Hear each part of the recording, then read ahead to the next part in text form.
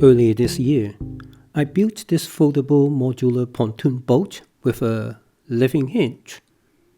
I have used it many times this summer. Finally, I tried to use it at the Pacific coast for grabbing.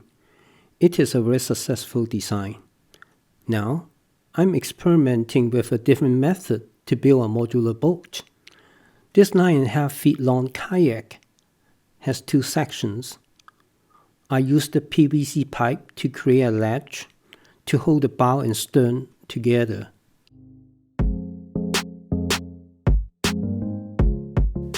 As demonstrated here, the assembly is easy and quick.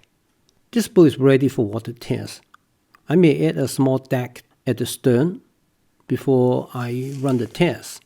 With this boat building method, you can get the 4 feet by 8 feet Coroplast from Home Depot to build this boat. I used the two PVC pipe at the gunnel near the middle to provide longitudinal structural support at the joint. It's very easy to assemble, and it takes about 33 seconds or half a minute to assemble this boat. This boat is 9.5 feet long, and the width is 27 inches. If the water test is successful, then I may add a middle section to add extra 4 feet to about 14 feet long in the future. This boat is easy to disassemble also. It takes about another 30 seconds to take it apart. The front section is 7 pounds. The stern section is 11 pounds. If I redesign this boat, I can easily trim it down another 4 pounds by using different materials and also with an improved ledge design.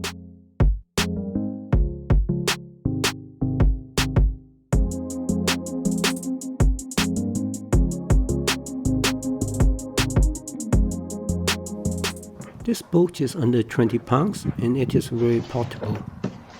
I can also fit both sections of the boat into my small car. I will show you the water test result in my next video. Please stay tuned.